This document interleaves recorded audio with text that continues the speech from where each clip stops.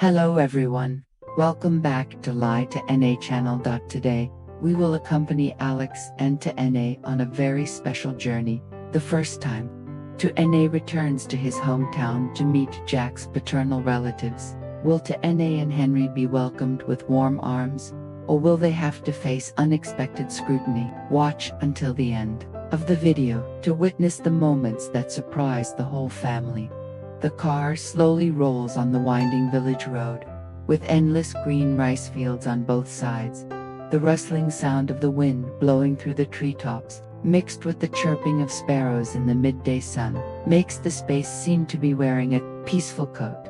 The peaceful scene here is completely different from the hustle and bustle of the city, and it was on this trip that Alex took his mother and son back to visit his paternal relatives for the first time. A journey that seemed simple, but contained so many emotions, along with unexpected surprises that no one could have expected. If you like it, please click the subscribe button. After dinner, when the house was immersed in warm yellow light, Lytutay quietly cleaned up the dishes, her heart trembling slightly with the rare peace. Suddenly, Alex approached, his hand touching hers, both light and firm. She looked up, her eyes trembling unconsciously at his warm smile. "Tomorrow, I want to take you and Henry back to the countryside to visit my father's relatives," Alex said, his voice calm but filled with anticipation.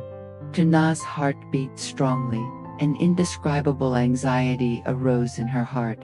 The image of strange faces appearing, the scrutinizing eyes that she was afraid to face, made her hesitate for a moment. However, in that firm grip, she clearly felt a protection, as if just being by Alex's side, all worries would subside. Lytutay nodded slightly, a fragile smile appearing, hiding many things she had not yet said. Deep down, she was both nervous and hoping that tomorrow would open a new page for her journey. Early the next morning, the small house was awakened by the morning sunlight filtering through the window. The chirping of sparrows in the garden, the gentle wind blowing through the trees, all created a peaceful atmosphere. But Lytutay's heart could not be calm. She had woken up very early, preparing clothes for Henry, neatly folding each small and pretty outfit into a cloth bag, her hands working steadily but could not hide the trembling. Every time she folded the clothes, she would pause slightly, her eyes unconsciously looking into the distance, her heart beating faster than usual. Alex walked out of the room, seeing Lytutay's slender figure working in the gentle morning light. He approached, his arms gently embracing her shoulders from behind. Lytutay was startled, then turned her head slightly, a gentle smile appearing on her lips, but her eyes were sparkling with anxiety. "I'm so nervous, Alex," she whispered softly, her voice trembling like a breeze. "I'm afraid. I don't know if your paternal relatives will accept me. I'm afraid that I will disappoint you." Alex looked deeply into those eyes, his gaze both loving and determined. He reached out to gently stroke her soft hair, his voice as warm as a cool stream. "Lytutay, don't worry. As long as you are yourself, everyone will feel your heart. I believe they will love you, just like I loved you." Hearing those words, Lytutay's heart ached slightly, both warm and confused. She pursed her lips, her hands still tightly gripping the hem of her shirt, as if she couldn't completely relax. The images of strange faces, curious or harsh looks, kept appearing in her mind, making her constantly afraid. But Alex's firm grip at this moment was like a commitment, like a support that made her feel less lost in the tangled stream of thoughts. At that moment, the morning sunlight was brighter, as if to witness a new journey about to begin. The car in the yard was ready, and with it was Lytutay's heart, still nervous, but filled with courage to step into the challenge ahead. In the car, the atmosphere suddenly became heavy when Lytutay's face lit up with worry. He reached out, holding her cold hand tightly, as if it were a solid support. The old wooden gate creaked open. The large yard gradually appeared before her eyes. In the middle of the yard, the red brick kiln still stood tall, as if it were a testament to many generations in Alex's family. In her arms, Tuna held Henry, who was only 3 months old. The baby was dozing, his tiny hands tightly clutching his mother's shirt, making her heart beat faster. Grandma and a few relatives were already standing there, their eyes focused on the 3 people who had just entered. Alex held Tuna's hand tightly, but she could still clearly feel the curious, scrutinizing gazes.